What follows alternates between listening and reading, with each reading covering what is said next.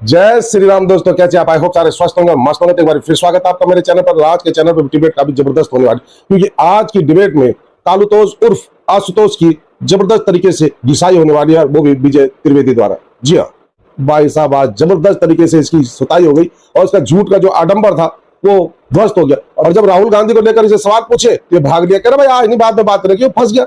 क्या बोले? जिस बात को ये बोल रहा था वही बात राहुल गांधी ने भी बोल दी थी, इसलिए भाई ये तो अपनी कन्नी काट के निकल लिया। तो भाई साहब डिबेट जब जबरदस्त धमाकेदार हो रही है, अंत तक देखना, पूरी देखना, कमेंट जरूर लिखना। तो शुरू करते हैं इस धमाकेदार डिबेट को। आशुतोष, अब आप थोड़ा इसका गंभीरता से विश्लेषण करिए। राहुल गांधी जो कह रहे हैं कि कांग्रेस पार्टी हरा सकती है, मुझे याद है आपसे कुछ टाइम पहले हम बोलते थे कि रीजनल पार्टीज हरा सकती हैं बीजेपी को। बीजेपी कांग्रेस से तो आमने सामने की टक्कर जीत लेती है जहां जहां होती है, राजस्थान में, मध्य प्रदेश में, इधर उधर, लेकिन रीजनल पार्टियां बीजेपी को हरा देती हैं। दिल्ली में हरा देती हैं, बंगाल में हरा देती हैं, बिहार में हरा देती हैं, यहां हरा देती है। ये तो राहुल गांधी उल्टी बात कह रहे हैं, जबकि हार दोनों ही रहे अब तो। आशुतोष देखिए, मुझे लगता है कि मुझे संघियों का अहंकार और लिबरल्स की मायूसी दोनों ही मुझे पसंद नहीं है। राजनीति में अगर आप जीत रहे हैं तो जबरदस्त तरीके से अहंकार करिए, ये भी एंटी डेमोक्रेटिक है, और हारिए बहुत मायूस हो जाइए, ये भी एंटी डेमोक्रेटिक है। क्योंकि ये राजनीति का एक साइकिल होता है। जब कांग्रेस पार्टी 1950 के बाद से लगातार जीतती रही, भारतीय जनता पार्टी 1952 में चुनाव लड़ी और पहली बार उसकी सरकार जो बनी जनसंघ थी, तब पहली बार उसकी सरकार 40 साल बाद 22 जून 1990 को बनी थी राजस्थान के अंदर। वो भी एक दौर था राजनीति के अंदर। इस तरीके के दौर आते हैं जब आपका एक पार्टी के प्रति लोगों का मोह होता है और उसको आजमाने की कोशिश करते हैं, विकल्प होता है और वो अपने झंडे गाड़ती है। क्यों नहीं भारतीय जनता पार्टी अपने झंडे गाड़े? भाई वो 1952 से लगातार जनसंघ के तौर पर और आरएसएस के तौर पर 1925 से कोशिश कर रही है। लेकिन तब क्या किसी में इतना अहंकार था क्या? जिस तरीके से अहंकार की भाषा आज बोली जाती है, जिस तरीके से विपक्ष को रिडिक्यूल किया जाता है, सरकार की आलोचना करने वालों का अपमान किया जाता है, उनको मां बहन की गालियां दी जाती हैं, धमकी दी जाती है, इंटिमिडेट किया जाता है। क्या पहले होता था क्या ऐसा? मैंने तो नहीं देखा। कम से कम मेरा इतना तो अनुभव है जितना मैं कह सकता हूं। ये जो भाषा है ये अहंकार की भाषा है, और इसलिए मुझे लगता है कि इस भाषा से हमें बचना चाहिए। राजनीति में कब कोई डीएमके हो जाए किसी को पता नहीं। अभी टीवी को अचानक खड़ी हो गई और वो सरकार बनाने वाली, जिसका सबने मजाक उड़ा रहे, कौन सा है तो फिल्म स्टार, इसका तो कोई औकात नहीं। तो मेरी सलाह संघियों को इतनी सी है कि भाई अहंकार में मत रहिए। आपका भी सितारा आज बुलंद है तो बहुत अच्छी बात। जब सितारा बुलंद हो तो शालीनता का परिचय देना चाहिए, मेरा ऐसा मानना है। अच्छा, और राहुल गांधी के लिए क्या सलाह है? नहीं, राहुल गांधी को सलाह देने की क्या जरूरत है? क्या अटल बिहारी वाजपेयी को किसी ने सलाह दी थी क्या, जब वो चुनाव एक के बाद एक चुनाव हार रहे थे? 3 जगह से चुनाव लड़ रहे तो लगातार चुनाव है, किसी ने सलाह दी क्या? अटल बिहारी वाजपेयी का किसी ने मजाक उड़ाया था? एक इंसिडेंट अटल, बल्कि कांग्रेस के नेताओं का दिल इतना बड़ा था कि उनको विदेशी राजनयिकों से मुलाकात करते समय कहते थे कि देखिए हमारे विचार हमारे विरोधी हैं, लेकिन ये प्रधानमंत्री बन सकते हैं। आज कोई प्रधानमंत्री मोदी से उम्मीद कर सकता है? कम से कम इतनी शालीनता तो संघियों को कांग्रेस से सीखनी चाहिए। अगर नहीं सीख सकते नेहरू से तो छोड़ ही दीजिए। खैर, मैं उस डिबेट में नहीं जाना चाहता। वो डिबेट लंबी चौड़ी डिबेट है। ये एरोगेंस, अहंकार और ये दंभ, ये किसी का नहीं होता है। आज है आपके पास, कल हो सकता है आपके पास। दूसरी बात देखिए, भारतीय जनता पार्टी आज जीत रही है क्योंकि उसकी रणनीति सही है, क्योंकि उसके पास एक विचार है, क्योंकि वो एक सपना लोगों को दे रही है। उस सपने की भी एक उम्र होती है, लेकिन एक चीज समझनी पड़ेगी, वो ये है कि क्षेत्रीय पार्टियों का भविष्य भारतीय जनता पार्टी के रहते इस देश में बिल्कुल सुरक्षित नहीं है। पहले क्षेत्रीय पार्टी 3 स्तरों पे वो काम किया उसने।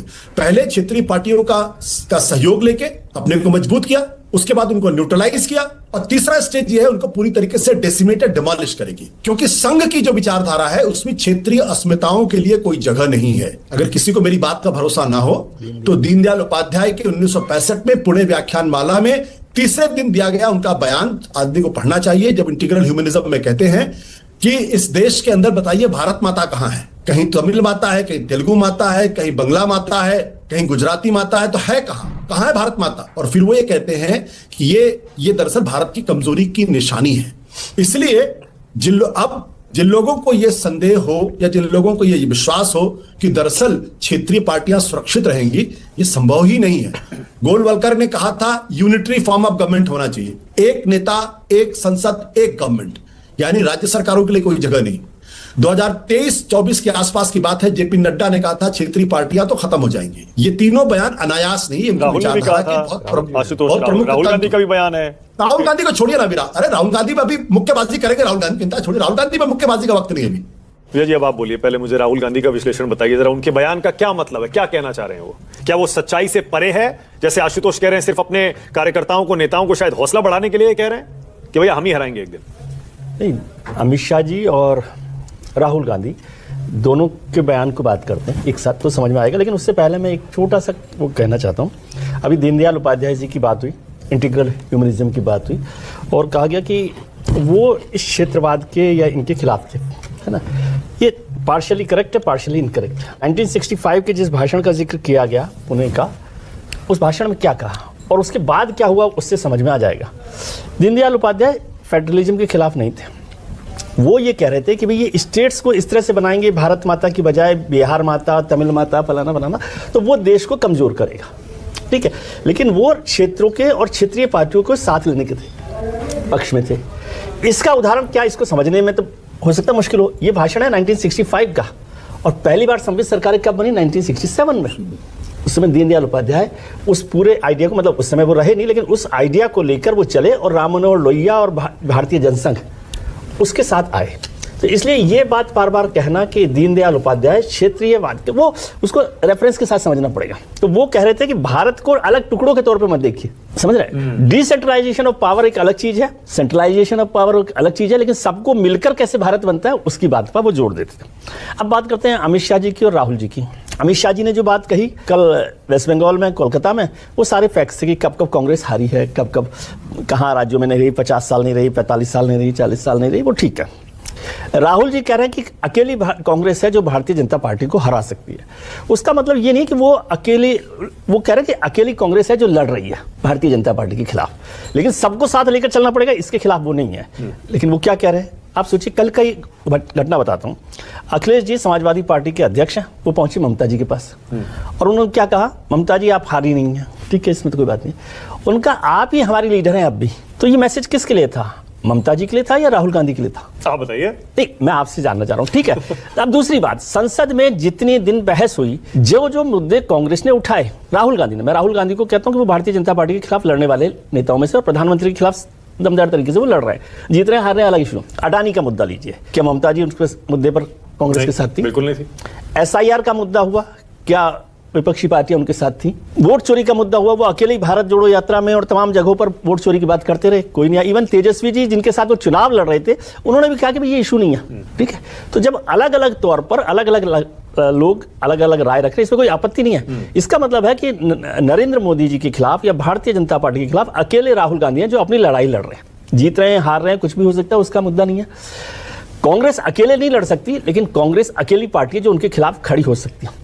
एक तो उसकी बड़ी वजह है कि वो नेशनल पार्टी है, कश्मीर से केरल तक वो पार्टी है, उसका कार्यकर्ता है, उसका वोटर है, उसकी संगठन है, उसकी व्यवस्था है। मतलब केरल में तो अभी सरकार बन गई है उनकी। कहने का मतलब, जैसे आशुतोष कह रहे थे ना, राहुल गांधी पर मुक्केबाजी का आज दिन नहीं है, कहने का मतलब मुक्केबाजी से अगर तुलना करें, इसको उस कॉन्टेक्स्ट में रखें, तो शायद कांग्रेस पार्टी है जो इतने सारे मुक्के खाकर भी खड़ी रह सकती है, क्योंकि वो पूरे देश की पार्टी है। और दूसरी बात, अभी आज भी सबसे कमजोर स्थिति में 99 MP के साथ वो खड़ी हुई है पार्टी। 4 राज्यों में वो सरकार में 500-700 MLA है, 700 MLA है ना, और 3 राज्यों में साथ में मिलकर सरकार बना रही है, तो उस हिसाब से भी सबसे बड़ी पार्टी है। लगातार वो सारे हमले वो झेल रही हैं। कांग्रेस के अलावा जो रीजनल पार्टी है वो अलग अलग इधर उधर होती रहती हैं, लेकिन जरूरत क्या है, आप पचमढ़ी से आइए। पचमढ़ी में कांग्रेस ने कहा कि एकला चलो रे, लेकिन उसके बाद बहुत सारी बातें हुई जिसमें ये तय हुआ कि एकला चलो रे से काम नहीं चलेगा, इसलिए कांग्रेस ने गठबंधन का काम भी किया। बहुत जगह पर गठबंधन करके काम चलाती रही। पॉलिटिक्स में एक सिद्धांत थंब रूल के तौर पर नहीं चल सकता। अभी आशुतोष जी ने बहुत अच्छा जिक्र किया, गुरुजी का भी जिक्र किया, और हाल का उसको छोड़िए, गुरुजी को, JP नड्डा साहब ने जो कहा कि क्षेत्रीय पार्टियां नहीं होनी चाहिए, वो बात कही ना। लेकिन ये भी तो सच है कि भारतीय जनता पार्टी अकेली है जो सबसे बड़ी गठबंधन की सरकारों में रही है। वाजपेयी जी के वक्त में सबसे बड़ी गठबंधन की सरकार में रही, और मोदी जी के वक्त में जब गठबंधन की जरूरत नहीं थी तब भी उन्होंने अपने गठबंधन सहयोगियों को साथ रखा। ये भी तो है, छोटी छोटी पार्टियां जिनकी जरूरत नहीं है। उत्तर प्रदेश में बड़ी पार्टी के तौर पर है, वहां गठबंधन की जरूरत नहीं है, लेकिन उन्होंने गठबंधन में रखा हुआ है। NDA में भी गठबंधन की जरूरत नहीं थी, आज 240 की जरूरत पर हो सकता है, लेकिन 2019 में तो जरूरत नहीं थी। तो क्या उन्होंने अपने सहयोगियों को नहीं रखा? तो रखा है उनको साथ में, तो इसलिए वो काम चल रहा है। इसका दूसरा पक्ष भी यह है कि जो जो सहयोगी उनके रहे उसमें से ज्यादातर लोग कमजोर हो गए आज, तो ये भी एक पार्टी का काम है। तो थंब रूल के तौर पर नहीं हो सकता। राहुल गांधी जी, कांग्रेस अकेली पार्टी है, ये मैं मानता हूं, जो भारतीय जनता पार्टी। कमजोर हो गए क्षेत्रीय दल जो इनके साथ थे विजय जी? सभी हो बार बार गए। कहा जाता है कि सभी हो बीजेपी गए, अपने आपके पास साथियों को पता- खा जाती है या उनको खा कमजोर जाती है कर कि नहीं देती खा है। जाती है, वो किन कारणों कौन-कौन से कमजोर हो हुए? गए? अभी तो आप महाराष्ट्र से लेकर यहाँ तक आ जाइए। भाई वहां तो पंजाब शिवसेना और एनसीपी खड़े हैं, मजबूत हैं। शिवसेना तो टूट गई। लोकसभा में हारे थे, विधानसभा में मजबूत हो गए। शिवसेना तो टूट गई ना, दो जगह पर आ गई, दो पार्टियों में हो गई। हाँ। अकाली दल कमजोर हो गया, जनता दल यूनाइटेड भी उसी तरह से कमजोर जेडीयू हुआ। तो मजबूत हो गई। वो तो अपनी ताकत से हुई है। भारतीय जनता पार्टी तो उनको ले आई थी ना 43 पर, 44 पर जो भी लाई थी। और पासवान साहब की पार्टी को क्या किया था, याद कीजिए ना, बहुत सारी पार्टियां हैं। चौटाला जी की पार्टी है। ऐसे आप याद करेंगे तो पूरे राज्यों को मैं अकाली बता- दल देख लीजिए। अकाली दल का तो मैंने जिक्र किया, लेकिन वो पार्टी का दूसरा पक्ष ये भी तो है ना कि वो बिना जरूरत के भी सबको साथ लेकर चल रही है।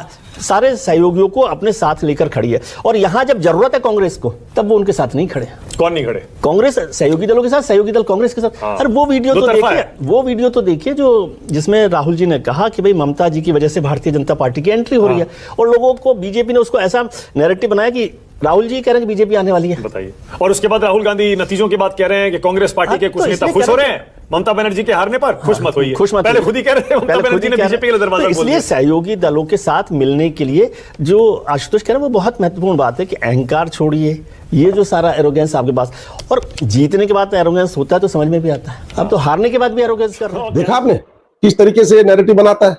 बीजेपी को सारा दोष मर दिया। और जो बात ये बोल रहा था कि मैं क्षेत्रीय पार्टियों को खत्म कर देती है और बीजेपी के नेताओं ने ऐसा बोला, राहुल गांधी भी यही बात बोल रहे हैं कि भैया सिर्फ हम ही हरा सकते हैं, तुम्हारे बस की नहीं है। और जब इसे यही क्वेश्चन पूछा गया तो ये भाग लिया। क्योंकि इसको तो नैरेटिव बनाता है, सरकार को घेरना, बीजेपी को घेरना है। राहुल गांधी को घेरने की जही बात आती है वही ये कल्टी मार लेता है। लेकिन इसकी अच्छी तरीके से सुताई कर डाली विजय त्रिवेदी ने। तो आई होप कि आपको डिबेट पसंद आएगा। डिबेट पसंद आए तो लाइक कीजिए, शेयर कीजिए, चैनल पर नहीं तो सब्सक्राइब कीजिए। मिलता हूं फिर किसी नई डिबेट के साथ, तब तक जय श्री राम।